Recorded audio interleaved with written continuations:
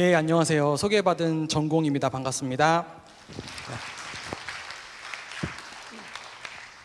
네, 시작하겠습니다. 우선 오늘 발표를 요약하자면 다음과 같습니다. 우선 처음엔 도입이 나오고요. 그 다음에 시리얼 포트 혹시 경험해보지 못하신 분들을 위해서 기초적인 부분들 설명해 드릴 거고, 그리고 시리얼 포트 해킹이 다양한 방식으로 진행이 될 수 있어요. 그래서 케이스 바이 케이스로 하나씩 쭉 설명을 해드리도록 하겠습니다. 그리고 마지막으로 시리얼 포트 해킹을 방어하려면 어떻게 해야 되는지 이제 방어자의 관점에서 설명을 드리고 마치도록 하겠습니다. 요즘 인베디드 기기 해킹 많이들 하시죠. 뭐 개인적으로 연구 활동 하시는 분들도 많이 계실 테고, 그리고 요즘 뭐 버그 바운티도 많이 있죠. 뭐 키사 버그 바운티라든지 지금 시큐인사이드에서 진행하고 있는 CTB 같은 것들, 그런 것들 용돈벌이를 위해서 뭐 인베디드 기기 해킹하는 분들도 계실 테고, 그리고 아마 지금 보안업체 다니시는 분들은 인베디드 혹은 IoT 기기를 대상으로 한 컨설팅 사업이 굉장히 많을 거예요. 그래서 일로 하시는 분들도 아마 많이 계실 것 같습니다.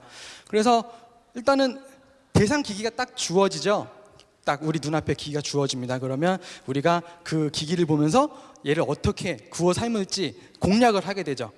그래서 기본적으로 궁금한 것들이 다음과 같은 것들이 될 수가 있는데, 일단은 그 안에 뭐가 들어있는지, 기기 안에 뭐가 들어있는지, 특히 OS가 뭐 리눅스가 들어있는지 윈도우 CE가 들어있는지, 그리고 과연 OS가 들어있는 게 맞는지, 그런 것들이 궁금해지죠. 그 외에 어떤 프로그램이 실행 중인지, 그리고 그 중에서 뭐 많은 프로그램들 중에서 과연 어디를 공략 포인트로 삼을 것인지, 그런 것들을 우리가 구상을 하게 되는데요. 사실 처음에 딱 그런 물리적인 기계를 보고 있으면 그런 부분이 보이지 않기 때문에 막막한 것이 사실이죠. 그래서 그럴 때 여러분들이 처음에 시도해 볼 만한 것이 바로 시리얼 포트 해킹이 되겠습니다.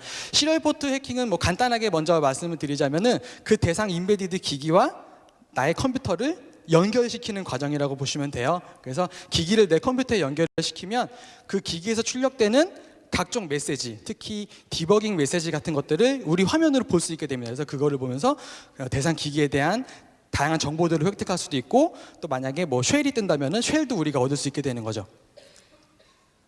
시리얼 포트는 뭐 줄여가지고 그냥 UART라고도 하는데요. 이제 앞으로는 UART라고 하도록 하겠습니다. UART는 유니버셜 에이싱크로너스 리시버 트랜스미터의 약자고요. 우리나라 말로는 범용 비동기 송수신기라고 합니다. UART는 직렬 통신 프로토콜이에요. 그래서 데이터를 보낼 때 한 핀만 사용하고요. 그리고 한 핀에다가 데이터를 비트별로 계속 보내게 돼요. 1, 0, 0, 1 이런 식으로 비트별로 보내거나, 혹은 받을 때도 하나의 핀으로 데이터를 1, 0, 0, 1 이런 식으로 하나의 선을 사용하는 직렬 통신 프로토콜입니다. UART는 하드웨어 통신 규약의 한 종류고요. 하드웨어 통신 프로토콜이 굉장히 많이 있는데요. 그 중에서 가장 오래되고 가장 전 세계적으로 많이 사용되는 프로토콜이라고 보시면 되겠습니다. 많이 사용되는 이유는 단순합니다. 네, UART 프로토콜이 굉장히 간단하기 때문이에요. 그래서 개발자 입장에서 봤을 때 구현하기가 굉장히 쉬워요. 인베디드 시스템을 개발을 하시면서 개발자들이 수많은 버그들을 잡아 나가겠죠. 그래서 버그를 잡으려면 디버깅 과정이 필요하게 되는데, 어떻게 디버깅을 할 수 있을까요? 뭐 간단하게 생각할 수 있는 건 LED로 현재 상태를 출력하는 거죠. 뭐 부팅이 잘 됐다, 혹은 실패했다, 그런 것들을 LED로 표현을 할 수 있을 테고요. 하지만 LED로 표현을 한다면 복잡한 것들을 표현하기는 조금 힘들겠죠. 그렇다고 뭐 LCD로 출력을 하자니 일단 LCD를 다루는 것 자체가 좀 개발하기에 구현 코드가 복잡해지고요. 그리고 LCD 화면이 되게 작잖아요, 일반적으로. 그렇기 때문에 로그 같은 것들이 막 확확 너무 빨리 올라가 버리기 때문에 그 값들을 놓치게 될 수가 있죠. 그렇다고 또 뭐 네트워크로 디버깅 메시지를 출력하자니 뭐 배보다 배꼽이 더 커지겠죠. 저거 구현하다가 또 저기서 버그가 생기고 그러겠죠. 그러다 보니까 대부분의 개발자들이 디버깅을 하기 위해서 가장 단순한 UART 프로토콜을 선택을 할 수밖에 없습니다. 우리가 뭔가 개발할 때 뭐 GDB도 쓰시고 뭐 올리디버거도 쓰시고 하시겠지만, 무엇보다 가장 좋은 건 프린트F잖아요. 네, 프린트F로 다음 단계로 진입이 됐는지 안 됐는지 그런 걸 보는 게 가장 편한 것처럼, 개발자들도 UART를 이용해서 각종 메시지들을 화면에 출력한다는 거죠. UART 프로그래밍 예제인데요. 왼쪽은 AVR 기반의 CPU, 에서 이렇게 구현을 한다라는 거고요. 오른쪽은 이제 ARM 기반의 CPU에서 이런 식으로 구현이 된다라는 건데요. 간단합니다.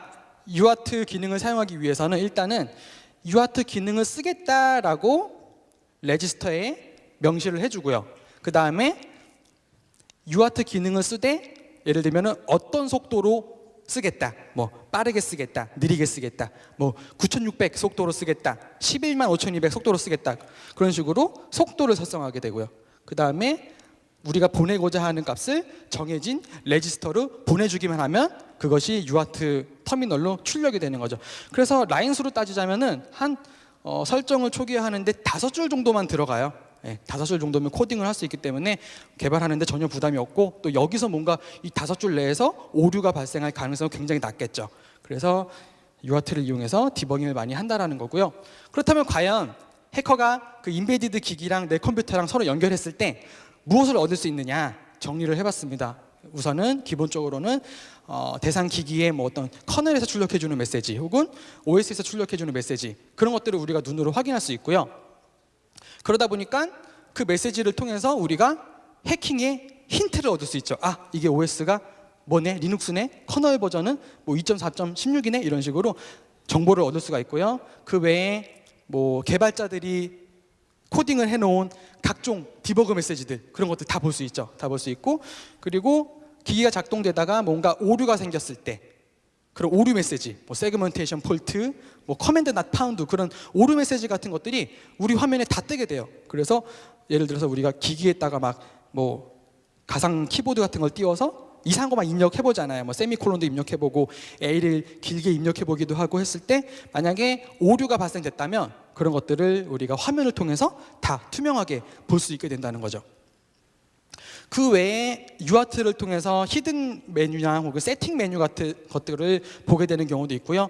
그리고 어떤 경우에는 부트로더로 진입이 되는 경우도 있어요. 그럼 거기서 또 재밌는 것들을 할 수 있게 되고, 그리고 뭐니 해도 UART 해킹을 통해서 얻을 수 있는 가장 좋은 것은 쉘이죠. 쉘. 딱 기기랑 내 컴퓨터랑 연결했는데 쉘이 떠버리고 그게 또 거기다가 루트 쉘이다라고 한다면 굉장히 땡큐가 되는 거죠. 자, 다음으로 UART 해킹에 필요한 장비들을 한번 정리해봤습니다. 우선은 가장 중요한 장비, 그 UART 툴이 필요한 거죠. 보통 이제 USB2 TTL 혹은 USB2 시리얼이라고 하는데요. 저런 장비를 구매를 하셔야 됩니다. 뭐 싼 거는 10,000원 정도에서 좀 좋은 거는 20,000원 정도까지도 하고요. 제가 추천하는 장비는 제가 추천하는 장비 이렇게 생긴 레빗 UART라는 장비를 추천을 드려요. 한 10,000원 정도면 구매를 하실 수가 있고요. 옥션 링크를 저기다가 걸어놨어요. 그리고 저 장비랑 대상 기기랑 연결을 하시려면 이렇게 보이는 점퍼 케이블 같은 게 있어야겠죠. 점퍼 케이블도 같이 구매를 하시는 게 좋고요. 그리고 조금 더 UART 해킹을 쉽게 하시려면은 이제 좀 장비빨이 필요해집니다. 멀티 테스터 하나씩 구매를 하시면은 굉장히 좋고요. 이거 뭐 그렇게 비싸진 않아요. 한 2-3만 원 정도면 구매를 할 수 있고, 그리고 UART 해킹에 사용되는 가장 좋은 장비는 이제 신호 분석기, 로직 애널라이저라고 하는데, 저런 것도 있으면 굉장히 UART 해킹 시간을 단축시킬 수가 있죠. 저거는 이제 뭐 세일리에라는 업체에서 팔고 있는 로직 애널라이저인데요. 좀 비싸요. 한 2-30만 원 정도 해요. 얘는 좀 비싸고요. 하지만 여기 링크가 하나 있죠. 이 링크 들어가시면 그 알리익스프레스로 연결이 되는데요. 거기서 이제 짝퉁이 판매가 되고 있습니다. 짝퉁은 한 10,000원 정도에 살 수가 있어요. 심지어 배송비 무료. 그래서 그 하나씩 사두시면은 굉장히 유용하고요. UART 접속할 때 설정하는 방법입니다. 우선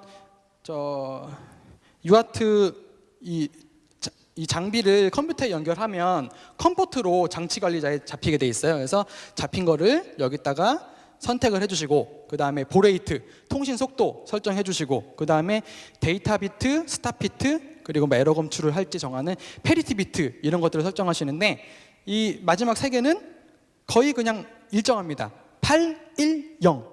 810이 아닌 걸 못 봤어요. 810으로 설정을 해주시면 되고요. 다음으로 UART 핀의 구성입니다. UART 핀은 기본적으로 4개의 핀이 사용이 됩니다. 첫 번째는 데이터 송신에 사용되는 TX라는 핀, 그리고 두 번째는 데이터 수신에 사용되는 RX라는 핀이 사용되고요. 그 다음에 전자기기니까는 전류가 사용이 되겠죠. 그렇기 때문에 VCC와 그라운드 핀이 하나씩 필요하게 되고요. 이때 저 TX, RX를 보실 때는 각각 그 장비 자신의 입장에서 보셔야 돼요. 예를 들어서 뭐 공유기를 하나 가지고 왔어요. 그래서 공유기랑 내 컴퓨터랑 연결을 했어요. 그러면 공유기에서 메시지를 보내는 핀은 공유기의 TX고요. 그리고 내 노트북에서 우리가 입력하는 그런 커맨드를 송신하는 핀은 또 여기서 TX예요. 그렇기 때문에 장비의 TX를 우리 PC의 RX에 물려야 되고, 그리고 또 우리 이 컴퓨터 노트북의 TX는 장비의 RX로 이렇게 크로스로 물려줘야 된다는 거죠. 자, UART 연결 절차는 다음과 같습니다. 우선은 그 UART 장비를 여러분들 컴퓨터에 입력을 하시면 드라이버가 기본으로 안 잡혀요. 그래서 거기에 맞는 드라이버를 설치를 해주셔야 되고요. 설치가 되면 컨버트가 잡힌다 그랬죠. 그리고 점퍼 케이블을 이용해서 UART 핀을 알맞게 연결을 해주시고, 그 다음에 UART 통신을 위한 터미널 프로그램을 설치를 해주셔야 돼요. 이제 많이 쓰시는 게 푸티, 엑스쉘, 그리고 리눅스나 맥 쓰시는 분들은 스크린이라는 기본 명령으로 접속을 할 수가 있죠. 그 다음에 연결을 딱 수행하면 UART 출력물들을 우리가 노트북을 통해서 볼 수가 있게 됩니다. 예, 이런 식으로 볼 수 있게 되는 거죠.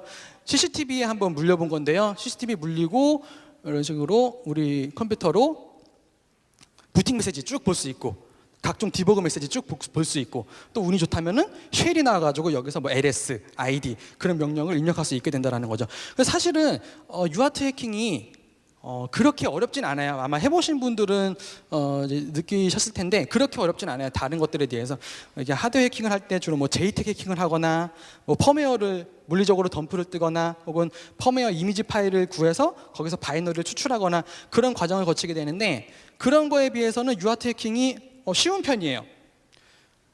쉬운 편이라 남들도 많이들 합니다. 많이들 하는데, 근데 희한한 게 뭐냐면 이게 정말 쉽다고 알려진 UART 해킹인데 내가 하려고 그러면 안 돼요. 남들은 잘 하는데 내가 하려고 그러면 안 돼요. 왜? 오픈소스 같은 것도 보면 다른 사람들은 오픈소스 받아가지고 잘 활용을 하잖아요. 근데 내가 받아서 하면 컴파일이 안 돼요. 그런 식으로 내가 하려고 그러면 안 돼요. 그래서 제가 그동안 UART 해킹을 연구 목적으로 하거나, 그리고 저희가 이제 회사에서 컨설팅으로 인베디드 기기를 많이 접하게 되거든요. 그러면 저 UART 해킹 하려고 그러면은 자꾸 어딘가에 걸려가지고 안 된다라는 거죠. 그래서 그동안 제가 UART 해킹을 하면서 문제점을 겪었던 것들을 쭉 다 정리를 해봤습니다. 정리했더니 무려 20개가 되더라고요. 또 앞으로도 계속해서 새로운 것들이 나오겠죠. 20개를 설명을 해드리겠습니다. 우선 좀 이제 UART 초보이신 분들, UART 핀 자체를 못 찾는 경우죠. 어떻게 찾으시면 되냐면요, 일단 기본적으로는 그 PCB에 실크 스크린으로 인쇄된 식자를 보시면 돼요. 막 우리 딱 기계 분해해서 PCB에 보면은 여러 가지 영문이 인쇄가 돼 있잖아요. 그 중에서도 뭘 위주로 보시냐면은 RX, TX, VG, VCC, 그라운드, 그런 거 위주로 보시는 거예요. 그래서 만약에 RX, TX라는 단어가 보인다면은 그거는 UART일 확률이 굉장히 높습니다. 그리고 딱 대놓고 RX, TX라고는 적혀 있지 않지만 같은 의미를 가진 단어들, RS232, 디버그, 시리얼, 그런 것들을 보게 되면은 그게 UART 핀일 가능성이 또 굉장히 높아지고요. 그리고 얘랑 얘 같은 경우에는 네 핀이 가지런하게 나와 있지만 이런 것들은 좀 핀들이 따로 나와 있죠. 엉뚱한 곳에, 완전 생각하지 못한 곳에 핀들이 있고, 하지만 잘 보면은 RX, TX라고 적혀 있어요. 그러면 UART 핀이 맞는 거죠. 뭔가 적혀 있지 않더라도 이렇게 네 핀이 고스란히 자리를 잡고 있다면 UART일 확률이 굉장히 높고요. 그리고 이처럼 핀이 나와 있지 않고 그냥 동글동글 그 동박에 패드나 테스트 포인트라고 하죠. 그런 식으로 동글뱅이로 나와 있는 경우도 있습니다. 그럴 경우에는 납땜을 하셔야겠죠. 그리고 어떤 경우에는 이런 식으로 딱 직관적으로 보이지 않고 좀 어렵게 보이는 경우도 있어요. 지금 보이는 화면은 어떤 CCTV인데 10핀짜리 커넥터가 있어요. 10핀짜리 커넥터인데 그 10핀 안에 UART가 숨겨져 있어요. 이런 경우도 종종 있습니다. 그래서 무조건 4핀이 아닐 경우도 있어요. 그럼 만약에 뭐 이런 것도 못 찾았고 이런 것도 못 찾았고 이런 것도 못 찾았다라고 한 경우에는 어떤 경우가 있냐면 또 종종 있습니다. UART가 저런 식으로 핀 형태로 나와 있는 게 아니라 오디오 잭 형태로 숨어 있는 경우가 있어요. 예, 가끔 하나씩 나와요. 만약에 뭐 모뎀 장비를 해킹을 하려고 해요. 모뎀이에요. 모뎀인데 거기에 오디오 잭이 있어요. 모뎀에 오디오 잭이 있을 이유가 없잖아요. 근데 혹시나 해서 거기다가 연결을 해보면 거기서 쉘이 떠요. 네, UART인 거죠. 그래서 오디오 잭 커넥터를 UART 인터페이스로 쓰는 경우가 종종 있고요. 제가 대표적으로 보여드릴 수 있는 게 삼성 스마트 TV. 스마트 TV 같은 경우에는 뒷면을 보면은 이제 오디오 잭이 하나가 넣을 수 있는 곳이 있는데 그게 바로 UART 포트예요. 이런 식으로 집에서 안 쓰시는 그 헤드폰 잭을 하나 뜯으셔가지고 케이블을 만드시면 되고요. 만드실 때는 맨 위가 이제 TX, 중간이 RX, 그 다음이 그라운드 이런 식으로 정의가 되어 있습니다. 시연 영상 한번 볼까요? 네, 스마트 TV에 UART를 한번 물려보는 영상입니다. 뒷면을 보시면 이런 식으로 오디오 잭이 연결이 되어 있고요. 저거를 쭉 빼내서 납땜을 한 거죠. 케이블을 납땜을 하고 그거를 UART 장비에 연결을 했고 그 장비는 우리 노트북에 물려 있겠죠. 연결이 된 상태에서 TV를 켜게 되면 네, 우리가 TV를 보면서 거기서 어떤 메시지가 뜨고 있다라고는 상상도 못 하셨겠죠. 하지만 이렇게 연결을 해놓으면은 TV의 부팅 메시지, 그러니까 리눅스 기반이에요. 그래서 리눅스 부팅 메시지가 쭉 올라가요. 쭉 이런 식으로 올라가면서 이제 해커들은 여기서 굉장히 많은 정보들을 습득할 수 있는 거죠. 만약에 저런 정보가 없는 상태에서 딱 TV를 해킹해라. 그건 굉장히 막막한 거죠. TV를 우리가 제어할 때 끼케야 리모컨인데 리모컨으로 어떻게 TV를 해킹을 하겠어요. 그래서 디버그 포트를 연결시켜 놓은 상태에서 만약에 뭐 볼륨업을 누르면 볼륨업이 눌렸다, 채널을 바꾸면 채널이 바뀌었다, 그런 메시지가 여기서 다 나오게 되는 거죠. 삼성 TV 같은 경우에는 여기서 뭐 쉘이 뜨진 않고요. 디버그 메시지만 나오는데 그것만 해도 굉장히 큰 도움이 되고, 예를 들어서 우리가 이제 스마트 TV를 해킹할 때 악성 앱을 만들어서 올리는 거를 많이 해요. 근데 악성 앱을 올려서 오류를 유발시키는데, 예를 들어서 오버플로우라든지 커맨드 인젝션 같은 오류를 유발시키게 되는데, 그런 것들이 이 화면에 다 보이게 되는 거죠. 뭐 세그멘테이션 폴트, 커맨드 나 파운드, 그런 것들이 다 뜨는 걸 보면서 우리가 이게 먹히고 있구나, 조금만 뭘 바꾸면 되겠네, 그런 것들을 해커들이 구상을 할 수 있게 된다는 거죠.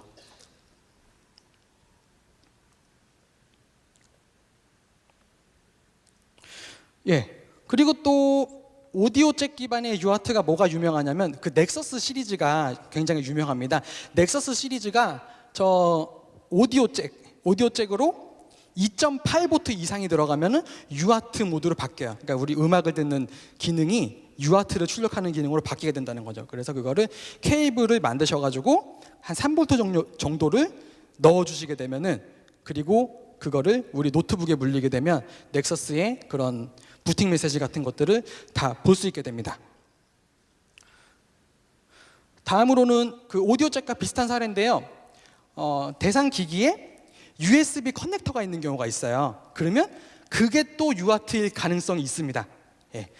뭐 USB 커넥터를 우리 노트북에 물렸을 때 그게 바로 컴포트로 연결이 되면서 바로 UART인 경우도 있고요. 그리고 어떤 경우에는 뭐 ADB 쉘이 뜨는 경우도 있고, 그리고 어떤 경우에는 그 USB 안에 RX, TX가 그냥 핀에 숨겨져 있는 경우도 있어요. 네, 스마트폰에 USB 포트 이런 식으로 생겼죠. 저기 UART 기능이 숨겨져 있다는 거죠.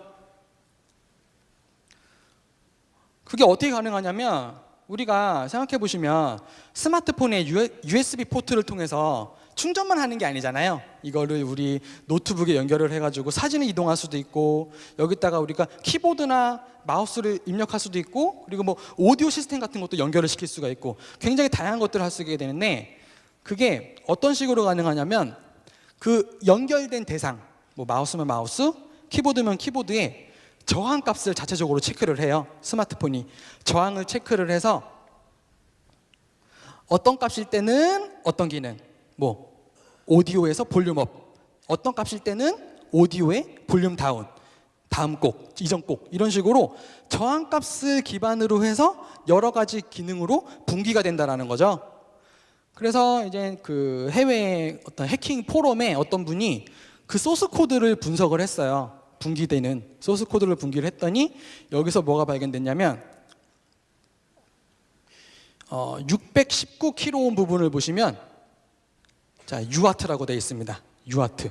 이 말은 무슨 말이냐면 그 USB 액세서리 기능을 가지고 있는 그 USB 포트에다가 619kΩ을 넣어주면은 그 USB 포트가 UART 기능으로 바뀐다라는 거예요.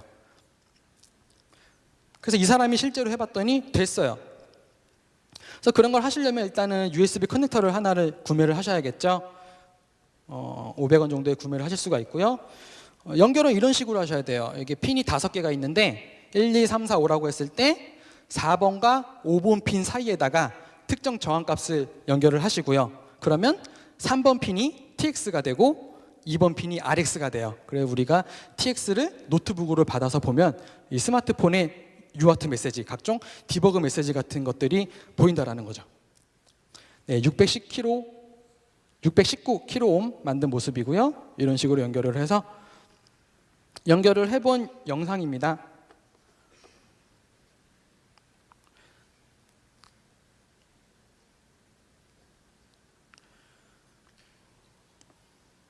예, 619kΩ. 그리고 뭐 역시 UART 장비는 항상 있어야 되겠죠. 그리고 그 만든 커넥터를 스마트폰에 연결을 하면 꺼져 있던 스마트폰이 자동으로 켜지면서 오른쪽에 뭔가 메시지가 뜨죠. 예, 부팅 메시지가 뜨고요. 그리고 삼성 갤럭시 시리즈 같은 경우에는 옛날에는 쉘이 떴어요. 여기서. 그래서 LS 입력하면은 LX 결과가 뜨는 거죠. 그리고 왼쪽에서는 스마트폰이 부팅이 되고 있고요. 보시면은 사실 뭐 스마트폰의 쉘이라는 거는 그냥 ADB 연결하면 뜨는 거잖아요. 예, 우리가 쉽게 띄울 수 있는 건데 왜 이렇게 굳이 어렵게 띄울까 이런 생각을 할 수가 있어요. 근데 지금 화면에 보이는 것처럼 이렇게 UART로 쉘을 따게 되면은 스마트폰에 락이 걸려 있음에도 불구하고 쉘이 뜨는 거죠. 그래서 락을 크랙을 할 수 있게 되죠. 네, 그런 효과를 얻을 수 있고요. 그러면 이런 희한한 일이 어떻게 발생하느냐? 이거는 그 FSA9480이라는 그 USB 스위치 칩이 사용될 경우에 해당이 되는 케이스입니다. 이 FSA9480이라는 것은 그 저항값을 체크해서 분기하는 게 이 칩에 들어있는 기능이에요. 그래서 이 데이터 시트를 보시면, 그러니까 설명서를 보시면은 얘가 할 수 있는 것들이 막 나열이 돼 있어요. 뭐 USB 온도고도 할 수 있고, 뭐 자동차 연결할 수도 있고, 뭐 헤드셋 연결 기능 하다가 중간에 보면은 UART 기능이 있죠. 예, 이미 저 칩의 기능으로 포함이 돼 있는 거죠. 그리고 이제 해커들은 그 기능을 악용을 하는 거고요. 그래서 이 해킹을 적용을 하시려면은 저 칩이 먼저 사용이 되고 있는 대상이어야 돼요. 저 칩이 사용이 안 되는 데는 이런 방법을 적용을 할 수가 없겠죠. 네, 데이터 시트 보면은 관련 설명이 나와 있고요. 다음으로는 UART 커넥터가 너무 작은 경우에요. 이건 이제 저희 집 월패드 뜯었던 모습인데요. 월패드를 뜯었더니 어떤 커넥터에 친절하게도 디버그라고 딱 적혀 있었어요. 그러면 딱 UART 포트잖아요. 근데 이게 사진으로는 잘 표현이 안 되는데 너무 작아요. 너무 작아가지고 여기다가 뭔가 점퍼 케이블을 입력을 하거나 아니면 하다못해 납땜을 할 수도 없을 정도로 너무 작아요. 그러면은 일단 커넥터를 구매를 해야겠죠. 그래서 제가 온라인으로 이렇게 어디 나가서 사고 이런 거 별로 안 좋아하니까 온라인으로 구매를 해보려고 했어요. 근데 커넥터의 종류가 진짜 한 수천 가지가 돼요. 뭘 사야 될지 모르겠어요. 그래서 질문을 올렸어요. 게시판에다. 내가 크기가 이만하고 핀 사이 간격이 얼만데 내가 뭘 사야 되냐라고 했더니 파는 사람도 모른대요. 그렇게 말하면 모른대요. 그거는 와서 봐야지. 그렇게 찾을 수가 없대요. 종류가 너무 많기 때문에. 그래서 이제 구로 유통상가에 갔습니다. 예. 가가지고 이제 당연히 제가 그 보여주면서 사야 될 거 아니에요. 그래서 월패드를 뜯어가지고 들고 다니면서 물어봤어요. 여기 구로유통상가에 업체가 엄청 많죠. 한 층에도 업체가 엄청 많은데 그거를 오늘은 3층 쭉 돌아보고 내일은 4층 쭉 돌아보고 모레는 5층 쭉 돌아봤는데 다 모른다는 거예요. 아무리 보여줘도 모른대. 근데 제가 어떤 느낌을 받았냐면 이분들이 있어도 없다 그래요. 왜냐면은 유통상가잖아요. 한 번 팔 때 막 10만 개, 100만 개 이렇게 파는 사람들인데 저 같은 사람이 학생 같은 애가 딱 가가지고 이것 좀 하나 살려고 그러는데요? 그러면은 없다 그러죠. 그래서 못 사겠는 거예요. 못 사게 해가지고 이걸 나중에는 포기를 하려고 그러다가 거의 진짜 포기 직전에 한일 일렉이라는 업체에 들어가서 나중에 혹시 이런 경우가 생기면 무조건 일로 가서 처음부터 딴 데 가지 마시고 무조건 일로 가서 굉장히 친절한 업체예요. 그래서 사실 그 많은 업체들 중에서 저를 그냥 좀 약간 그냥 하찮게 생각하고 그냥 가라고 한 업체도 있지만 이거를 성심성의껏 찾아주려고 했던 업체들도 있었거든요. 근데 없는 거예요, 진짜. 자기도 찾고 싶은데 없어요. 그런 업체들도 있었는데 그런 상태에서 여기 딱 들어갔는데 아저씨가 보시더니 한 번에 몰렉스 3284네 딱 그러는 거예요. 그래서 그렇게 쉽지 않을 텐데요? 그랬어요. 그랬더니 아저씨가 기다려봐 하더니 막 뭐 이렇게 주섬주섬 찾으시더니 오른쪽에 보이는 걸 꺼냈어요. 한 번에 딱 맞더라고요. 예. 이제 유통상가에도 이제 고수분들이 계세요. 예. 그래서 무조건 나중에 케이블을 구매하시게 된다면 이쪽으로 가시고요. 그래서 되게 작아요. 진짜 작아요. 그래서 저거를 진짜 힘들게 제가 월패드 해킹을 했었는데 월패드 해킹을 하는 그 한 2달 정도의 기간 동안 제일 힘들었던 거 저거 사는 거. 저거 사는 거. 저거를 힘겹게 사와서 연결을 했습니다. 연결을 해서 이런 식으로 월패드 연결을 하고 노트북에 연결을 해서 루트쉘을 땄었죠. 네, 이건 제가 다른 컨퍼런스, 작년 CQ 인사이드 컨퍼런스에서 발표를 했었고요. 그래서 어쨌거나 그래서 뭐 이런저런 방법으로 UART가 어디 숨겨져 있는지 찾았어요. 이게 4핀이거나 10핀 안에 있거나 오디오 잭에 있거나 등등등 해가지고 찾았는데 막상 찾았지만 이제 초보면은 저거를 구별을 못 하세요. 어떤 게 RX고 어떤 게 TX고 적혀 있지 않은 이상은 저게 이제 구별이 또 힘들어요. 그래서 구별하는 법을 설명해 드리겠습니다. 일단은 멀티테스터 아이템이 있으면 조금 쉽게 찾을 수가 있어요. 멀티테스터로 그 한 4개의 핀이라고 했을 때 4개의 핀을 계속 경우의 수를 바꿔가면서 전압을 체크해 보세요. 그러다가 전압이 5V나 3.3V가 나오는 경우가 있어요. 그러면 그때 검정색 리드선이 무조건 그라운드예요. 예, 무조건 그라운드. 그라운드가 아니고서야 전류가 이렇게 흘러가지고 볼티지가 형성이 될 수가 없거든요. 무조건 그라운드고요. 그러면 4개의 핀 중에 그라운드는 찾을 수 있는 거죠. 다음으로 VCC는 5V나 3.3V가 뜨겠죠. VCC니까 전압이니까, 전원이니까 5V나 3.3V가 뜰 거고요. 그리고 좀 이제 특이한 게 뭐냐면 TX 핀이 또 5V가 떠요. TX가 5V. 출력되고 있는 게 없어도 5V가 떠요. 출력되고 있는 게 없으면 0V가 뜰 것 같잖아요. 아무것도 안 뜨니까. 근데도 5V가 뜬다는 특성이 있고요. 그리고 RX는 5V일 때도 있고 0V일 때도 있어요. 어떤 장비는 5V고 또 어떤 장비 뜯어서 연결해보면 걔는 또 0V고 그래요. 기기마다 달라요. 그래서 이 특성을 파악한다면 일단 0V가 뜨는 게 하나가 더 있다면 걔는 이제 RX인 거죠. RX. 근데 5V가 이렇게 떠버리면 얘도 5V가 뜨면은 이제 그때부터 헷갈려지는 거죠. 자, UART 프로토콜 한번 보여드리겠습니다. UART 프로토콜은 스타트 비트 그리고 중간에 8비트의 데이터 비트가 들어가고요. 마지막에 1비트의 스탑 비트 이렇게 들어가게 돼요. 그래서 보시면 스타트 비트가 1비트가 들어간 거고요. 중간에 8비트의 데이터 그리고 또 스탑 비트 이게 계속 반복되면서 지금 이 10개의 비트가 계속 반복되면서 새로운 데이터를 출력하게 돼요. 이때 그림을 보시면 아이들 상태, 그러니까 아무것도 출력하지 않고 있는 상태에서는 하이로 되어 있는 걸 볼 수 있죠. 5V 혹은 3.3V. 이게 왜 그러냐면 TTL 방식의 특징이에요. 원래 TTL 방식이 아무것도 하지 않을 때는 하이에 물려 있어요. 그러니까 액티브 로우 방식인 거죠. 액티브 로우 방식이라고 하는데 평상시에는 하이에 물려 있다가 뭔가 작동을 할 때 그때 떨어지게 돼 있어요. TTL 방식은.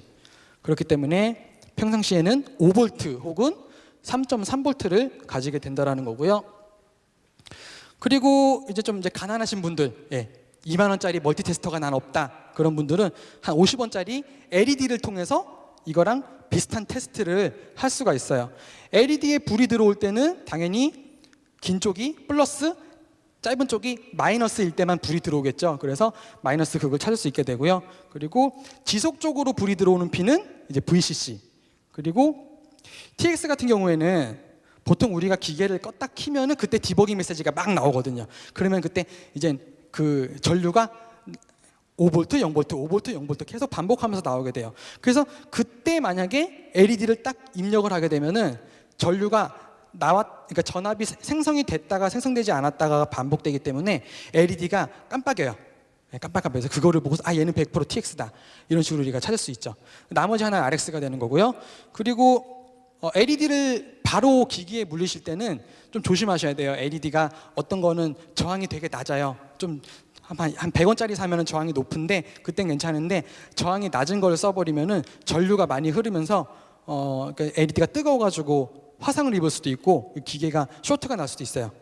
그래서 근데 사실 그런 경우는 거의 없긴 한데 혹시 모르니까는 불안하시면 뭐 대상 기기가 막 냉장고, 막 세탁기 이런 거 몇백만 원짜리예요. 그러면 저항과 함께 사용하시는 게 좋고요.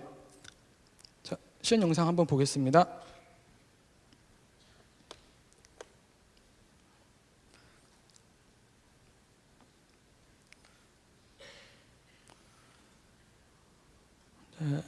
LED를 통해서 뭐 그라운드도 찾고 TX도 찾고 하는 모습입니다. 일단은 불 들어오는 걸 먼저 보여드릴 거예요. 불이 들어오면은 짧은 다리가 무조건 그라운드 지금 찾은 거고요. 그리고 지금 TX에 살짝 되는 거고, 지금 TX, VCC.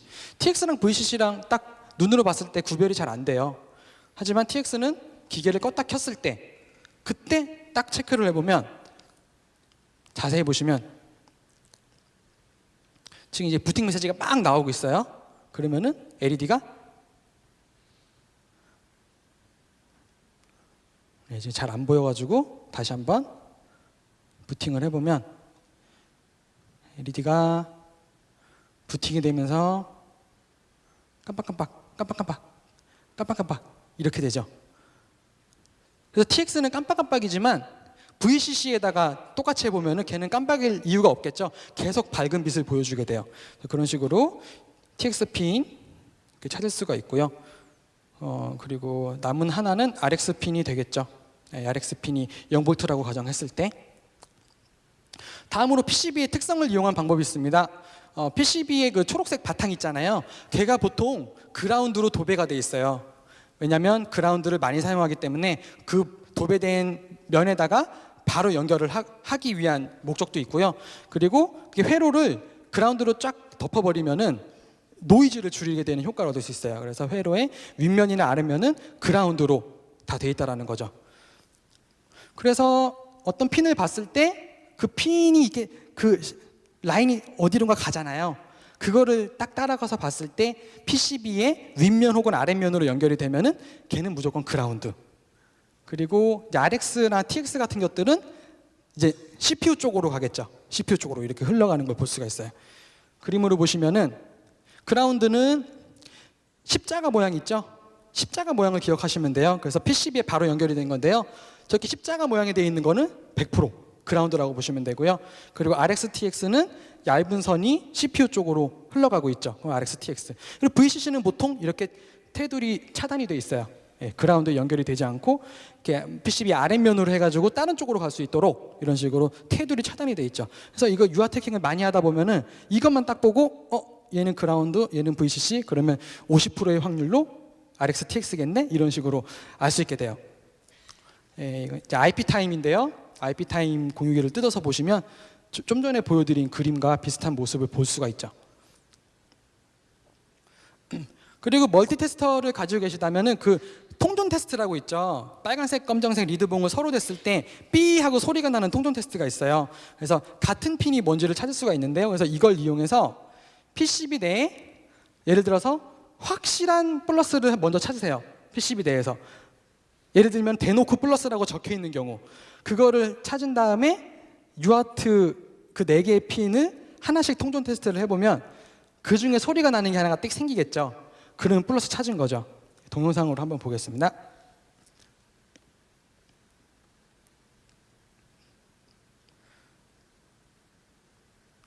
보면 여기에 보면은 PCB에 플러스라고 적혀 있어요. 얘가 플러스면 그 아래는 마이너스겠죠. 그래서 플러스에 리드봉을 하나 대고 그리고 UART 핀으로 예상되는 이 4개에다가 하나씩 연결을 해보다 보면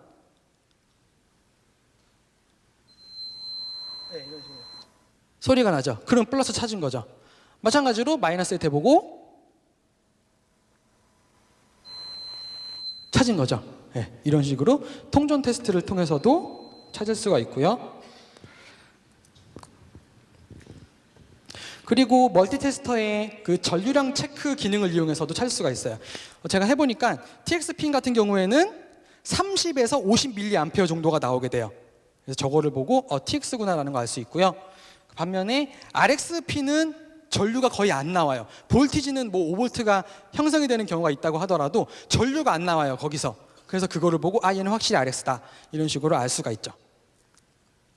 다음으로 배선의 굵기를 보고 VCC 핀을 찾는 방법이에요. VCC 라인을 통해서 전류를 공급해야 되기 때문에 다른 선들에 비해서 좀 두꺼워요. 그래서 그 선의 두께를 봤을 때 다른 것보다 두꺼운 거, 그게 보인다면 걔는 VCC일 확률이 굉장히 높아요. 얘들 보면 두껍고 얘들 보면 두껍죠. 다른 거는 되게 얇아요. 가늘어요. 그리고 만약에 이제 UART 해킹에 있어서 가장 좋은 아이템인 오실로스코프 혹은 로직 애널라이저를 가지고 있다면 신호를 한번 보는 거죠. 그러면 만약에 4개의 핀을 입력했다고 했을 때 어떤 건 계속 5V, 어떤 건 계속 0V, 또 RS 같은 경우는 계속 또 0V 혹은 5V, 그리고 그 중에 하나가 신호가 이제 오르락 내리락 하는 게 하나가 보일 거예요. 그럼 걔는 TX. 얘를 보면은 정말 확실하게 찾을 수 있고요. 근데 나는 진짜 못 찾겠다. 나 UART 핀을 내가 몇 시간 동안 애를 써봤는데 못 찾았다라고 할 경우에는 사실은 크게 고민하실 필요가 없어요. 왜냐하면 UART 핀은 결국에는 CPU에서 나오는 거잖아요, 그렇죠? CPU에 바로 물리시면 돼요. 자, 우리가 PCB 기기를 열어서 PCB에 보면은 거기에는 당연히 CPU가 붙어 있고요. 그리고 뭐 아닌 경우도 있지만 대다수가 이렇게 핀들이 노출이 돼 있죠. 그럼 거기서 UART 핀을 찾으셔가지고 거기에 그냥 바로 물리시면 돼요. 그러면 고생할 필요가 없죠. 그리고 진짜 업체에서 독자적으로 만든 CPU가 아닌 이상은 데이터 시트, 그러니까 설명서가 구글에 다 있어요. 구글에. 그래서 그거를 봐서 핀맵을 본 다음에 몇 번이 RX네, 몇 번이 TX네, 그걸 확인하신 다음에 거기다 바로 연결하면 된다는 거죠. 이런 식으로. 네. 영상으로 한번 보여드리겠습니다. 여러분도 혹시 그 UART 해킹 아직 못 해보신 분 계시면은 IP 타임을 대상으로 삼으시면 좋아요. IP 타임 한 2만 원 정도면 구매할 수 있잖아요. 여기 UART 핀이 나와 있기 때문에 이걸 대상으로 해보시면 돼요. 지금 보시면 UART 그 핀 노출된 걸 이용하지 않고 그 TX 핀을 CPU에 바로 연결한 거예요. 근데도 그냥 나오는데 아무런 문제가 없는 거죠. 네.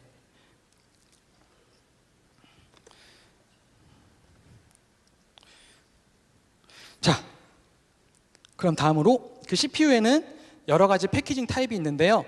그 중에 이제 인베디드 해커 입장에서 가장 두려운 대상은 BGA 타입입니다. BGA B가 볼이에요. 그래서 이런 식으로 핀들이 PCB 안쪽으로 다 매립이 되어 있는 상태예요. 그래서 노출될 핀이 없기 때문에 여기다가 TX 핀을 물리고 싶어도 물릴 수가 없어요. 다 숨겨져 있어가지고. 저 고민을 해봤어요. 그 BGA 타입일 경우에는 어떻게 하면 될까? 고민을 하면서 전략을 한번 짜봤는데요. 일단은 칩들은 디솔더링이 가능해요.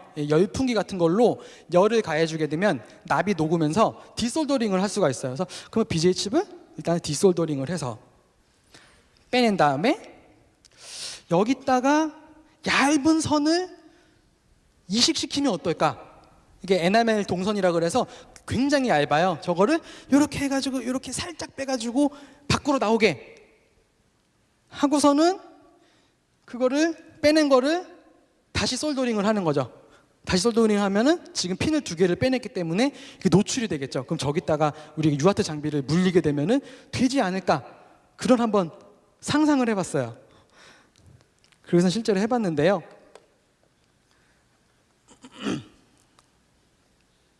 자, BGA 타입의 CPU를 디솔더링하는 영상입니다. 자, 열풍기를 이용해서 열심히 달궈요. 열심히 달궈요. 열풍기는 여러 종류가 있는데 저한테도 2개가 있어요. 조그만 열풍기가 하나 있고 좀 이제 그 드라이기처럼 커다란 열풍기가 있어요. 그 중에서 작은 걸로 먼저 한번 해봤어요. 열심히 해봤습니다. 거의 한 22분 동안 저 짓을 했네요. 결과만 보여드릴게요. 예, 박살이 났어요. 들어 올리는데 뿌직 빠지직 하면서 떨어지더라고요. 그래서 1차 시도는 실패했고요. 그래서 여기서 내린 결론이 뭐냐면 이걸 이게 CPU 전체에 동시에 열을 가해야 가능하구나. 이거를 지엽적으로 여기 조금 가열하고 저기 조금 가열하고 하면 여기 가열하는 동안에 옆에는 식잖아요. 그러니까 이게 안 되는 거예요. 한 번에 가열해야 되는구나. 그래서 다시 그 드라이기 형태의 열풍기로 다시 한번 해봤습니다.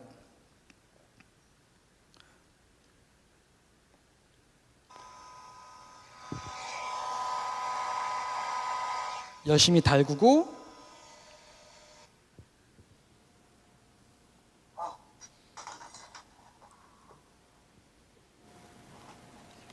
달군 다음에 툭 치면은 지금 툭 치는 장면이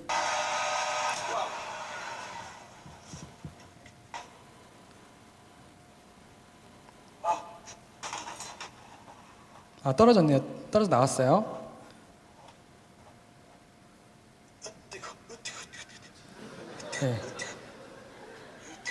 뜨겁다라는 걸 보여드리기 위해서 이렇게 드라이기 정도 크기 되는 커다란 열풍기를 쓰시면 생각보다 그렇게 어렵지 않게 떨어져 나와요.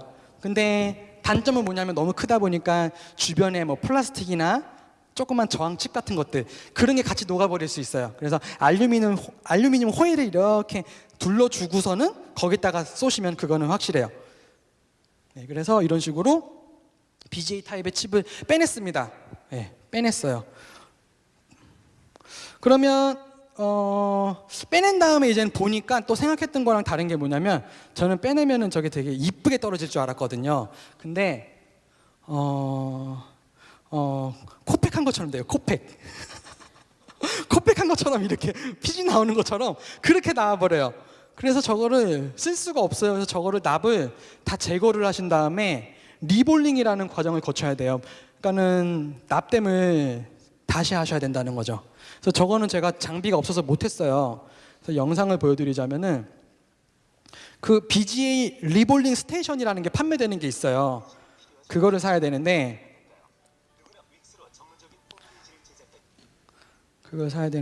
이 영상을 보면은 뭐 이렇게 떼내서 그 납이 볼 타입인 게 있어요. 동글동글해가지고 볼 타입인 거를 저 CPU의 그 BGA 타입 그 볼 그 모양에다가 맞게 거기다 다 넣은 다음에 그거를 다시 열을 가해가지고 새로운 이쁜 균일한 납을 생성을 해요. 저 균일해야지 나중에 PCB에 붙일 때 딱 붙지. 어느 한쪽이 높거나 한쪽이 낮으면 그게 연결이 안 될 거잖아요. 한쪽이 붕 뜰 거잖아요. 그래서 이런 식으로 해가지고 볼을 다 쭉 넣어가지고 새로 납땜할 수 있는 환경을 만든 다음에 그거를 다시 PCB에 올려놓고 열을 가해가지고 붙여야 돼요. 근데 제가 이게 장비가 없어가지고 이거는 못 해봤고요. 이런 식으로 해야 되거든요. 이런 식으로 볼을 다 이쁘게 넣어서 균일한 납을 형성을 해줘야 된다라는 거죠. 그래서 이게 없어서 못했어요. 근데 너무 해보고 싶은 거예요. BGA 타입 이거 UART 해킹 너무 해보고 싶다. 그래서 제가 어떤 생각을 했냐면은 이거를 뗀 거를 전선으로 이걸 다 이어버리면 어떨까? 별로 안 많아요. 140개밖에 안 돼요. 저거를 다 이어버리면 어떨까? 이제 막 딱 도전 의식이 갑자기 막 생기는 거예요. 그래서 저걸 이제는 해보는 영상입니다.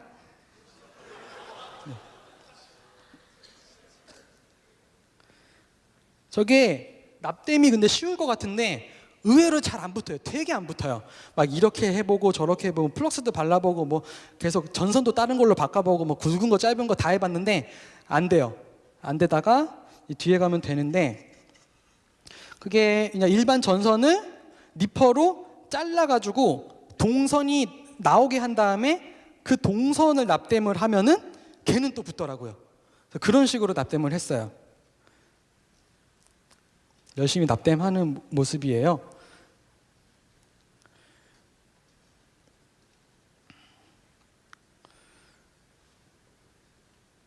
네, 2개 납땜했습니다. 2개 했고, 세 번째 뭐 그냥 레고 조립한다라는 생각으로 했어요. 뭐 한 3시간이면 되지 않겠나라는 생각으로 했는데,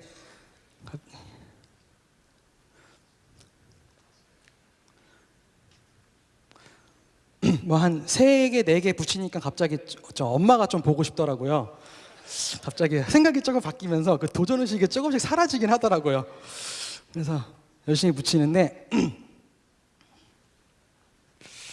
그래서 한 5-6개 붙였던 것 같아요. 5-6개 붙이면서 갑자기 어떤 생각이 들었냐면, 내가 이 짓을 할 바에야 그냥 우리 아들과 내가 놀아주는 게 어떨까, 또 좀 더 시간을 유익하게 보내면 어떨까, 갑자기 그런 생각이 들더라고요. 열심히 하는데 마침 아기가 놀아달라고 왔어요. 아싸 하면서 여기까지만 했습니다. 자, BGA 타입, 자, 솔더링의 교훈, 절대 하지 마세요. 절대로 네. 시도도 하지 마세요. 처음부터 안 하는 게 좋고요. 그러면 못했어요, 결국에는. BGA 타입은 결국엔 못했고요. 하지만 이렇게 뭐 디솔더링을 하면 그나마 얻을 수 있는 점은 뭐냐면, 그 TX RX 핀이 어디로 가는지는 볼 수 있죠. 눈으로. 여기서 나와서 이쪽으로 가네? 이런 식으로 볼 수 있어요. 그래서 만약에 그렇게 해서 찾은 핀이 만약에 이 핀이었다 그러면은 얘를 계속 따라가셔도 되고, 그래서 그 핀을 찾아도 되고, 아니면 또 좀 쉽게 하시려면은 이거를 카터칼로 갈아내세요. 여기를 윗면을 갈아내시면은 그 동박이 보여요. 반짝반짝하면서 동박이 보여요. 그러면 거기다가 그냥 납땜을 하시면 굳이 안 따라가도 여기서 연결을 끌어낼 수 있는 거죠. 그래서 뭐 이 정도 효과는 얻을 수 있고요. 근데 이렇게 핀이 많아지면은 PCB에 층이 많아지면서 이런 식으로 나오는 거는 그 외곽에 있는 핀들만 옆으로 나오게 되지, 가운데 있는 핀들은 다 아래층으로 숨어버려요. 그러면 그거는 저는 해본 적이 없는데, 엑스레이로 찍게 되면은 그게 어디로 가서 또 어디로 도망가는지 추적을 할 수가 있어요. 그래서 그 핀을 추적할 수 있다는 거. 네. 자, 다음으로 글자가 깨져 나오는 경우입니다. 여기서부터는 굳이 안 보여드려도 되는 동영상은 생략하도록 하겠습니다. 자, 글자가 깨져 나오는 경우인데요. 어떤 경우일까요? 일단 보레이트가 안 맞아서 글자가 깨지는 경우가 있어요. 유아트 통신은 비동기 통신이기 때문에 클럭 라인이 없어요. 그래서 원래는 클럭 라인에 맞게 보내고 받고를 수행하는데, 유아트는 그게 없기 때문에 그 하이와 로우를 구분할 수 있는 기준이 필요해요. 그래서 어떻게 기준을 삼냐면, 얘를 1초에 내가 몇 개의 비트로 나누겠다. 그래서 그럼 너도 받을 때 그거를, 내가 보낸 거를 몇 개로 쪼개서 받아라. 이런 식으로 서로 약속을 하는 방식으로 진행이 되죠. 그래서 보레이트가 바로 그거예요. 1초에 비트를 몇 개를 넣을 것이냐. 많이 사용되는 보레이트가 9600. 1초에 비트를 9600개 보내겠다.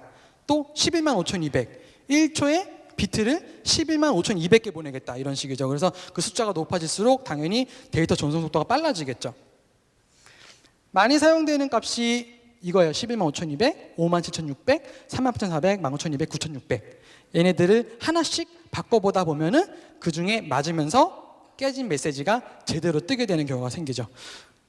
그리고 저거를 계산으로도 찾을 수 있는데요. 만약에 신호 분석기가 있다면 일단은 신호를 한번 따보세요. 신호를 따고 가장 그 위스가, 그러니까 두께가 가장 작은 거에서 마우스를 올려보시면 그 작은 두께의 시간이 나와요. 26 마이크로 세컨드라고 나와 있죠. 그러면 그걸 계산을 해보시면 보레이트가 나와요. 예. 26이면은 자 38,400일 때, 그러니까 보레이트가 38,400일 때 비트 하나가 26 마이크로 세컨드를 먹는다라는 거죠. 예. 이런 식으로 계산을 해서 찾을 수도 있고요. 또 이제 많이들 실수하시는 부분인데, 이제 UART 통신의 가장 중요한 핀이 RX와 TX 핀이다 보니까 그라운드는 간과하는 경우가 있어요. 근데 그라운드도 항상 같이 입력을 해주셔야 돼요. 예, 마찬가지로 그라운드 입력 안 했을 때 글자들 쭉 깨지는 모습이고요.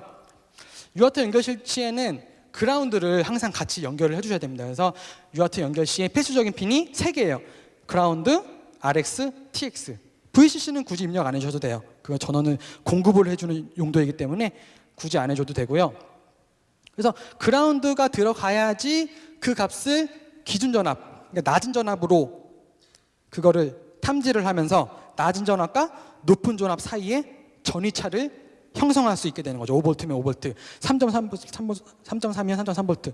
그래서 그라운드가 연결이 안 되면 전위차가 그거를 체크를 할 수가 없게 된다는 거고요. 또 다른 경우는 볼티지 레벨이 다른 경우예요. 기기마다 그 작동 볼티지가 다 달라요. 어떤 기계는 5V고 어떤 건 3.3이고 또 간혹 1.8V가 있어요. 예. 이게 인베디드 기기 해킹하다 보면은 1.8V인 애들이 간혹 나와요. 그러면은 여기에 맞는 볼티지를 넣어줘야 된다는 거죠.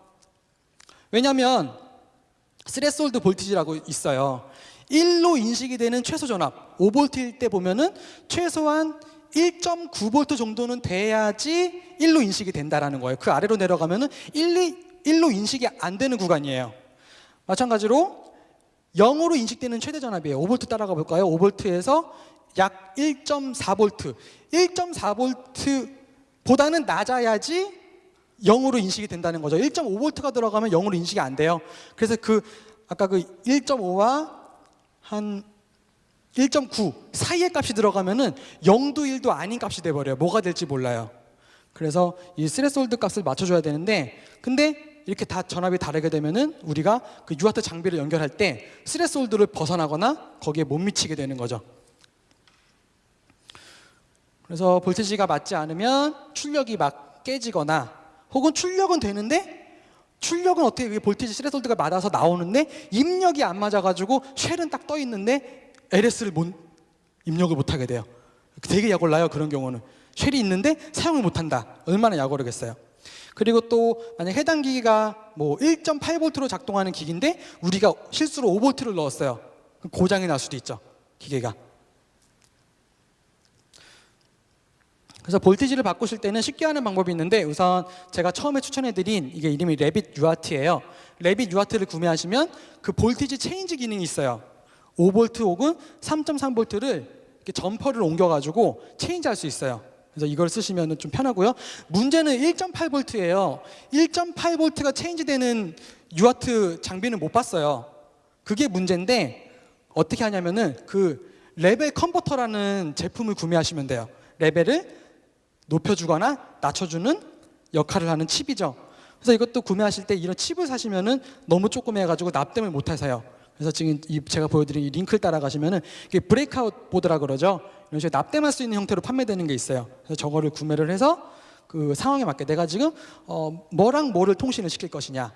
기기는 1.8V고 내 UART 장비는 5V다. 그러면 여기로 이 그 연결에 맞게 입력을 해주셔야 되겠죠. 예. 그리고 어떤 경우에는 나는 분명히 100% 다 맞게 한 것 같은데 근데도 글자가 깨져 나오는 경우가 있어요. 나는 분명히 이건 틀린 게 없는데 그래도 글자가 깨져요.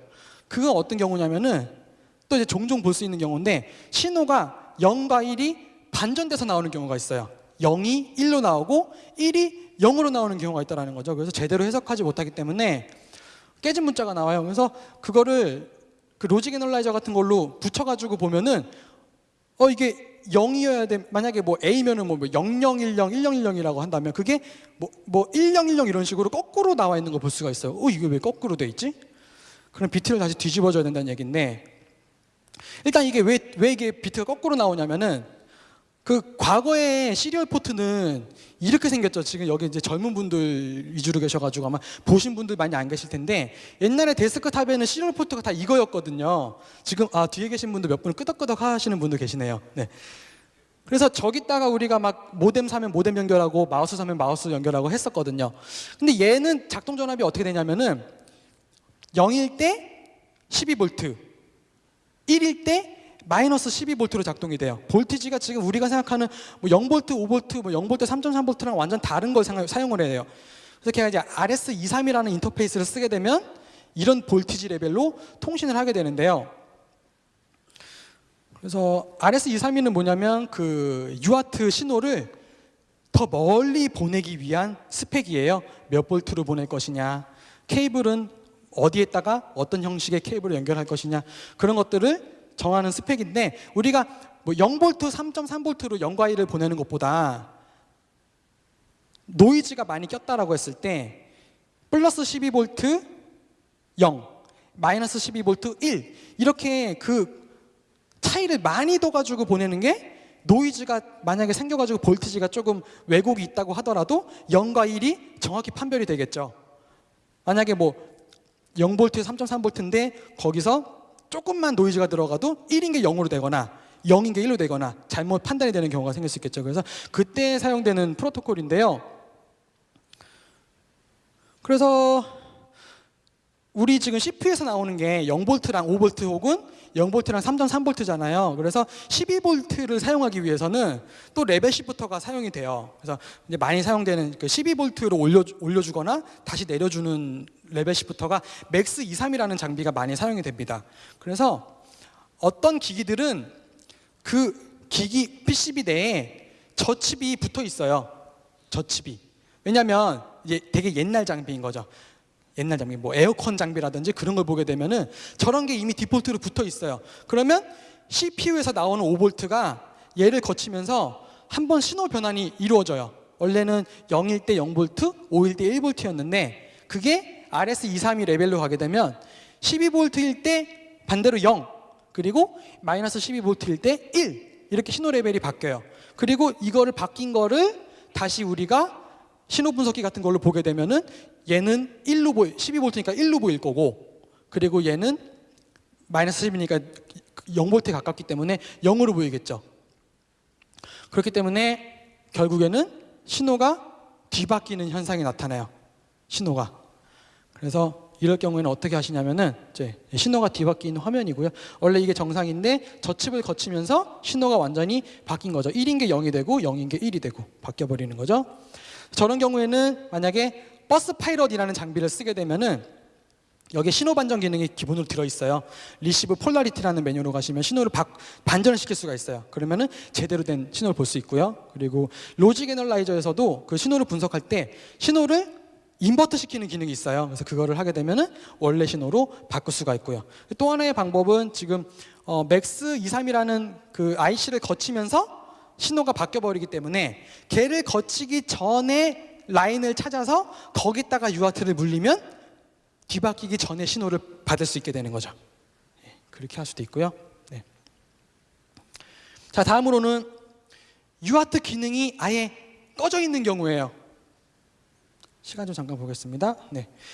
자, UART 기능이 꺼져 있는 경우인데요. 이때는 어떻게 하시냐면은 어떤 경우에는 관리자 메뉴에 들어갔을 때 꺼져 있는 UART 기능을 킬 수 있는 경우가 있어요. 만약에 그것조차 없으면 사실 못 하고요. 킬 수 있는 기능이 있을 때는 꺼져 있는 걸 켜서 우리가 메시지를 받아볼 수 있게 되는 거죠. 자, 영상으로 한번 보여드리겠습니다. 마찬가지로 삼성 스마트 TV인데요.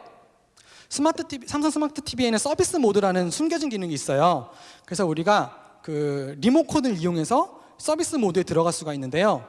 안타까운 점은 뭐냐면 우리 가정집에 있는 리모컨에는 그 서비스 모드 버튼이 아예 없어요. 그 버튼은 AS 기사분들이 가지고 다니는 리모컨에만 있어요.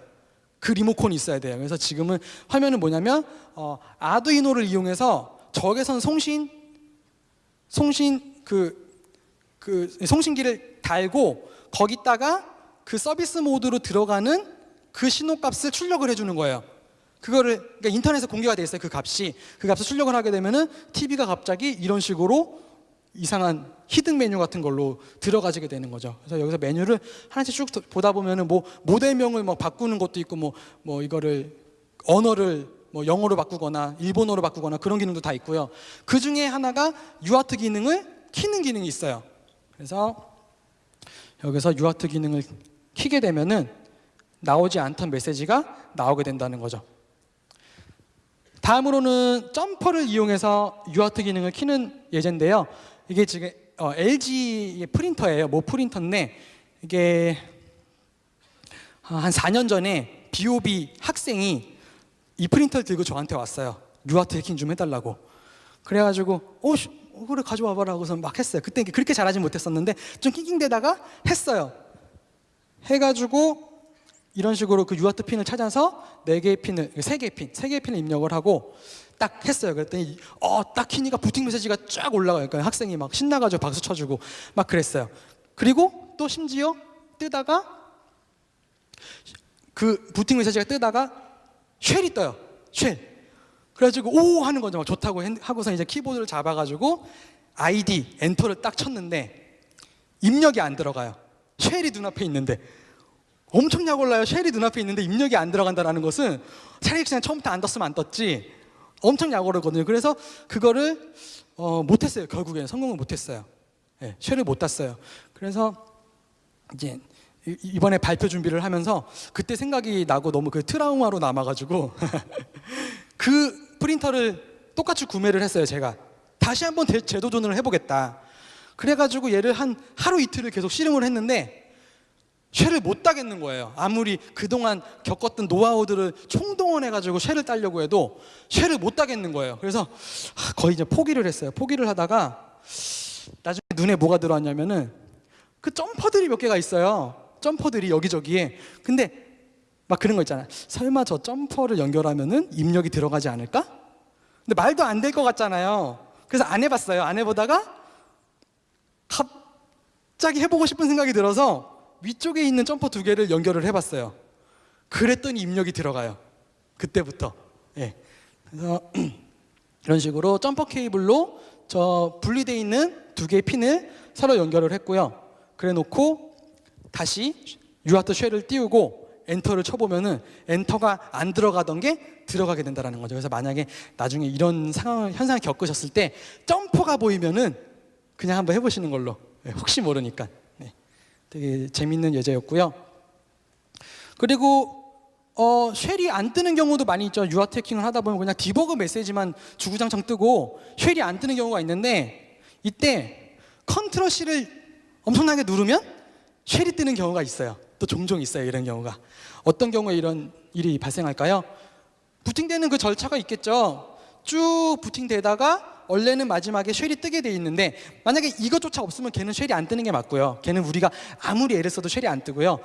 원래는 부팅 절차에 쉘이 뜨게 돼 있는데 그 전에 뭔가 무한 루프로 들어가는 프로그램이 실행됐을 경우 그러면 아무리 기다려도 여기까지 못 넘어가고 여기서 계속 도는 거죠. 쉘이 안 뜨게 되죠. 그래서 이때 컨트롤 C를 한번 살포시 눌러주게 되면 얘가 종료가 되면서 쉘이 뜨게 되는 거죠. 그래서 이것도 한번 해볼 만한 방법이고요. 그리고 또 쉘이 안 뜨는 경우인데 왜 유아트로 딱 연결을 하다 보면 이런 메시지가 뜨는 경우가 있어요. Press ESC key to enter to bootloader 혹은 뭐 Press B key 뭐 그런 경우가 있어요. 부트로더로 들어갈 수 있는 경우인데요. 그래서 이런 식으로 부팅될 때 ESC나 B 키를 딱 누르게 되면은 부트로더로 들어가지는 경우가 있어요. 그 여기서 우리가 이 부트로더를 잘만 활용을 하면 안 뜨던 쉘을 뜨게 만들 수 있어요. 우선 부트로더에는 부팅될 때 커널로 전달되는 옵션이 있습니다. 이제 부트 아규먼트라고 하는데 그 환경 변수를 한번 보세요. 프린트 인바이런먼트 해가지고 환경 변수를 보면은 부팅될 때 커널로 전달되는 그 각종 파라미터들이 보이게 돼요. 그럼 보시면 여기서 init는 sbnar의 init에서 커널 부팅이 끝나면 저 응용 프로그램을 실행해라 라고 명시를 하는 거죠. 그러면 저거를 만약에 init가 아니라 쉘로 바꿔버리면 어떻게 될까요? 그러면 커널 부팅이 끝난 다음에 쉘이 떠버리는 거죠. 원래 안 뜨는 건데. 근데 하지만 init가 안 떴기 때문에 그 기기는 정상이 아니겠죠. 그래서 쉘을 먼저 받은 다음에 거기서 우리가 수동으로 init를 실행을 해주면 정상적으로 기계가 작동이 되면서 우리는 쉘을 가질 수 있게 돼요. 그래서 이것도 활용해 보시면 좋을 것 같고요. 쉘이 원래 안 뜨던 쉘이 뜬 화면이고요. 그리고 저렇게 아규먼트가 안 먹는 경우, 하지만 여전히 부트로더는 떠 있는 경우, 이럴 경우에는 그 펌웨어를 통째로 덤프 뜰 수가 있어요. 부트로더라는 게 원래 펌웨어를 읽거나 혹은 새로운 펌웨어를 라이팅하기 위해서 필요한 거잖아요. 그래서 모든 부트로더는 펌웨어 읽기와 펌웨어 쓰기 기능이 포함되어 있어요. 그래서 그 중에서 펌웨어 읽기 명령, 그러니까 부트로더 들어가서 헬프 명령 한번 쳐보시고 거기서 이제 메모리 리드라는 커맨드를 찾으신 다음에 쭉 읽어오시면 이런 식으로 펌웨어를 우리가 획득할 수 있게 되는 거죠. 그래서 이거를 쭉 가져와서 덩어리로 저장을 하게 되면 펌웨어 이미지가 되는 거죠. 거기서 파일을 추출을 하거나 혹은 추출한 파일을 우리가 거기다가 예를 들면 뭐 쉘을 심어가지고 다시 라이팅을 할 수가 있게 되는 거죠. 예, 뭐 그 펌웨어 덤프를 뜨실 때는 해당 파티션에 맞게 뜨셔야 되는데요. 뭐 리눅스 커널 같은 거는 뭐 커널은 코드가 어떻게 보면 뻔하잖아요. 굳이 저런 건 덤프 뜰 필요가 없고요. 이렇게 루트 파일 시스템 이쪽이 응용 프로그램들이 다 들어가 있는 파티션이기 때문에 저 파티션을 찾아서 저 영역을 덤프를 뜨시면 되는 거죠. 덤프 뜨는 커맨드 예제고요. 덤프 뜨는 화면. 그리고 저렇게 덤프를 뜰 때는 계속 어드레스를 계속 바꿔주면서 덤프를 뜨셔야 되거든요. 그래서 우리가 손으로 입력할 수 있는 게 아니에요. 그렇기 때문에 주로 이제 파이썬으로 짜셔가지고 그 어드레스를 뭐 100바이트씩 증가를 시키면서 펌웨어를 쭉 긁어오게 되죠. 파이썬으로도 UART 통신을 할 수 있다는 거. 그리고 쉘도 부트로더도 안 뜨는 경우인데 어떤 경우에는 그 매직키라는 게 있어요. IP타임 펌웨어를 뜯어가지고 보면은 어떤 부분이 있냐면 매직키를 처리하는 코드를 볼 수가 있어요. 그리고 또 IP타임을 UART를 연결해가지고 우리 화면을 보게 되면 그 부팅 메시지가 쭉 뜨다가 중간에 뭐가 뜨냐면 프레스 매직키 to 뭐 엔터 인투 히든 메뉴 뭐 이런 식으로 떠요. 매직키가 있다라는 거죠. 그래서 펌웨어를 까보면 그 매직키가 XDIAG 라고 나오게 되고요. 그럼 영상 보겠습니다.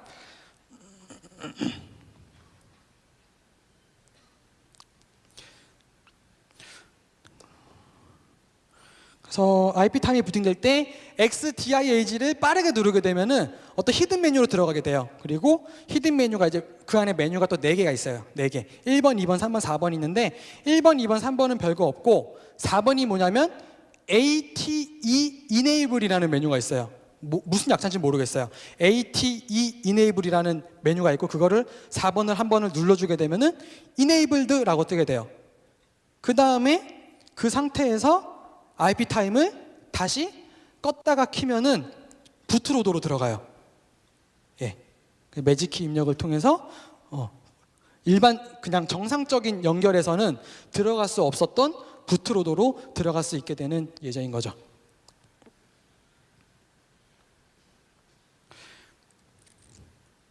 예, 얘도 스마트 TV 예제인데요. 스마트 TV가 UART 연결을 한 다음에 키보드로 DEBUG라고 입력을 하게 되면은 또 히든 메뉴가 뜨게 돼요. 예. 그런 케이스. 지금은 막혀 있어요. 지금은 안 돼요. 그리고 UART 메시지를 PTS에서 보는 팁인데요. UART는 TTY 터미널을 사용하죠. TTY는 우리 그 대상 기기에 물리적으로 물려 있는 터미널을 가지고 TTY라고 그러죠. TTY는 텔레타이프 라이터의 약자인데요. 옛날에 그 전자 디스플레이가 없을 때는 이런 타자기를 썼었다라고 하죠. 그래서 여기다가 우리가 LS를 입력을 하면은 LS하고 엔터를 치면은 LS 결과가 이 타자기 종이에다가 쭉쭉쭉쭉 입력이 출력이 되면서 나오게 되는 거죠. 그래서 그때 원래 TTY라고 부른 건데 그게 지금까지도 전자적으로 바뀌었음에도 불구하고 계속 TTY라는 명칭을 사용하는 거죠. 지금도 TTY라고 하고요. 반면에 PTS는 슈도 터미널, 가상의 TTY인 거죠. 원격 접속을 말하죠. 우리가 원격으로 텔넷이나 SSH를 붙게 되면 그거는 PTS가 되죠. 그래서 우리가 뭔가 쉘을 따가지고 그 쉘로 들어갔을 때 TTY로 출력되는 것들은 다 못 보게 되죠. 왜냐하면 그 PTS로 출력되는 게 아니라 디바이스 아래 TTY S0 이런 드라이버로 출력이 되기 때문에 우리가 볼 수가 없어요. SSH나 뭐 어떤 해킹을 통해서 들어갔을 경우에는 그런 메시지 못 보게 돼요. 그래서 그런 경우에는 GDB와 그 떡2라는 함수를 이용하면은 그 메시지를 우리한테 리다이렉션 시켜가지고 볼 수 있게 됩니다. 예, 명령이 이런 식으로 됩니다. GDB로 해당 프로세스 어태치한 다음에 로그 파일을 하나 열어주고 쓰기 생성 모드로 열고요. 그 다음에 표준 출력인 1번, 표준 에러 출력인 2번을 그 8번이라는 디스크립터로 복제를 해버려요. 그러면 모든 출력들이 다 이 파일로 들어가거든요. TTY로 들어가는 게 아니라 이 파일로 들어가 버려요. 그래서 파일로 들어가는 것을 실시간으로 보면은 그 UART 메시지를 우리가 SSH나 어떻게 해킹을 통해 얻은 쉘 기반으로도 볼 수 있게 되는 거죠. 그리고 이처럼 열심히 UART 해킹에 성공하게 되면은 이제 해커들이 제일 많이 하는 게 디버거를 올리죠. 디버거를 올려서 특정 프로세스의 취약점을 찾으려고 노력을 합니다. 근데 어떤 경우가 있냐면 GDB를 실행해서 내가 취약점을 찾고자 하는 프로세스를 어태치를 하면은 처음에는 디버깅이 잘 돼요. 근데 한 10초 정도 지나면 기계가 꺼져요. 기계가 꺼져버려요. 그게 왜 그런 현상이 나타나냐면 와치독이 설정이 돼 있으면 그런 현상이 나타나거든요. 와치독은 기기나 어떤 서버의 작동이 정상적으로 잘 되고 있는지를 모니터링하는 감시견이에요. 감시견. 그래서 만약에 비정상 작동이 탐지가 되면 서버를 껐다 켜버려요. 그래서 비정상인지 아닌지 어떻게 탐지를 하냐. 와치독이라는 그 디바이스 폴더 아래 있고요. 거기다가 주기적으로 신호를 보내줘야 돼요. 한 10초에 한 번, 5초에 한 번씩 신호를 계속 1 이런 식으로 어떤 신호든지 간에 신호를 계속 보내줘야지 신호가 안 가게 되면은 그 신호를 보내줘야 되는 그 메인 프로세스에 뭔가 문제가 생겼다라는 거죠. 죽었거나 멈췄거나 그러면 걔가 신호를 못 보내게 되죠. 그래서 그 와치독이 이제 타이머 형식으로 되어 있는데 10, 9, 8, 7, 6, 5, 4, 3, 2, 1 그때까지 신호가 없다? 그러면 재부팅을 해버려요. 그래서 우리가 GDB로 중요한 프로세스를 열게 되면은 그 신호를 보내주는 코드가 멈춰버리는 거죠. 그래서 와치독이 신호를 못 받게 돼요. 그래서 어떤 하나는 대상인데요. 보시면 메인 바이너리를 분석해 보면 와치독 디바이스를 참조하는 부분이 보이고요. 거기를 열어서 보면은 와치독을 초기화한 다음에 한 1초에 한 번씩 계속 신호를 보내주는 코드를 볼 수 있어요. 그러면 우리가 GDB로 이 프로세스를 잡고 있으면 이 코드가 실행이 안 되기 때문에 꺼져버린다는 거죠. 그래서 어떻게 하면 되냐? 저 코드를 그대로 만들어서 프로그램을 기기에 올린 다음에 저걸 돌려주면 돼요. 저 코드를 그대로 따라 만들어서. 그러면 와치독이 계속 초기화가 되면서 죽지 않게 되고요. 좀 더 간편하게 하시려면 그 와치독을 끄는 기능이 있겠죠. 키는 기능이 있는 것처럼 끄는 기능이 있겠죠. 그래서 와치독을 끄는 코드입니다. 와치독을 끄는 프로그램을 만들어서 올린 다음에 딱 실행하면은 와치독이 꺼져버리는 거죠. 감시견이 집에 가버리는 거죠. 그래서 우리가 GDB 할 때도 마찬가지지만 막 인베디드 기기를 막 열심히 해킹을 했어요. 그래서 나중에 쉘을 땄어요. 그 메인 프로세스를 해킹해서 쉘을 땄는데 쉘이 10초 있으면 꺼져요. 왜죠? 쉘을 땄을 때 와치독 코드가 실행이 더 이상 안 되기 때문에 10초 있다 꺼지는 거죠. 그래서 쉘을 딴 다음에 이 코드를 빨리 실행을 해줘야 돼요. 그러면 쉘을 계속 가질 수 있게 되는 거죠. 자, 마지막으로 바이너리 파일을 못 가져오는 경우, 간단하죠. 일단은 뭐 NC라든지 FTP 같은 프로그램이 있다면 얘네를 이용해서 파일을 우리 해커 쪽으로 가져올 수 있고요. 그리고 만약에 웹 서버가 있는 기기라면 그 웹 폴더에다가 대상 바이너리를 복사를 한 다음에 그거를 우리가 브라우저로 URL을 치고 들어가서 받는 방법이 있겠죠. 근데 복사를 하게 되면 인베디드 기기는 보통 용량이 부족해요. 1메가짜리 복사하지도 못할 정도로 용량이 부족해요. 그래서 그럴 때는 링크로 만든 다음에 링크를 치고 들어가면은 결국에는 원하는 파일을 받을 수 있게 되죠. 그리고 마운트 명령을 이용해서 네트워크 기반으로 파일을 송수신하는 방법. 그리고 뭐 이거 다 안 된다. 그러면은 대상 파일을 헥스로 출력을 한 다음에 그걸 다시 우리가 로그로 가져와서 바이너리를 복원하는 방법 등등 있겠죠. 자, 이 중에 하나만 한번 화면 보여드리겠습니다. 네트워크 파일 시스템을 이용한 방법인데요. 그러니까 이제 해커의 서버예요. 우분투 기반이에요. 우분투에서 NFS를 이네이블을 해주고 그 다음에 대상 기기에서는 마운트 명령을 이용해서 원격 폴더를 마운트를 시켜주는 거죠. 그러면 그 기기에 새로운 폴더가 생겨버리는 거죠. 그래서 거기다가 원하는 프로그램을 집어넣거나 혹은 우리가 기기에 필요한 파일들을 뭐 디버깅에 필요한 파일 같은 것들을 복사를 빼내올 수가 있겠죠. 자, 유아트 해킹 방어책입니다. 우선은 대상 기기를 판매할 때는 유아트 핀들을 최대한 제거를 해서 보이지 않게 숨겨서 판매를 하는 게 좋겠고요. 그리고 그런데 지금껏 보신 것처럼 좀 이렇게 경험이 있는 하드웨어 해커들은 어떻게든 찾아내거든요. 찾아내기 때문에 그거를 소프트웨어적으로 꺼버리면은 가장 확실하겠죠. 유아트 핀을 찾았다고 하더라도 기능 자체가 없기 때문에 사용을 할 수가 없게 됩니다. 하지만 이렇게 되면은 이제 AS 기사분들이 곤란을 겪겠죠. 그래서 어떤 시크릿 키를 심어놔가지고 시크릿 키가 입력이 됐을 때에만 유아트 기능이 켜지게 이렇게 하는 방법도 있을 거고요. 그리고 보레이트가 거의 지금 모든 기기들이 뻔한 보레이트를 쓰게 되는데 그 뻔하지 않은 걸 쓰게 되면 좀 경험이 없는 해커들은 당황하겠죠. 그것도 하나의 방법이 될 거고요. 그리고 아까 프린터에서 보신 것처럼 점퍼를 통해서 유아트 기능 혹은 RX 기능을 활성화시키거나 숨겨버리는 그런 것도 괜찮은 방법인 것 같아요. 또 어떤 경우에는 제가 이제 실제로 보지는 못했는데 유아트 통신 자체를 암호화를 시켜놔가지고 그 암호화 키가 있어야지만 볼 수 있도록 그렇게 하는 경우도 있다라고 합니다. 시간 좀 보겠습니다. 네, 여기까지 해서 제가 지금까지 하여튼 오랫동안 인베디드 기기 해킹을 해오면서 겪었던 유아트 관련 노하우들을 정리를 이렇게 해보았습니다. 네, 질문 있으신 분 질문 받도록 하겠습니다. 네. 다시 한번 좋은 발표 해주신 전공님께 큰 박수 부탁드리겠습니다.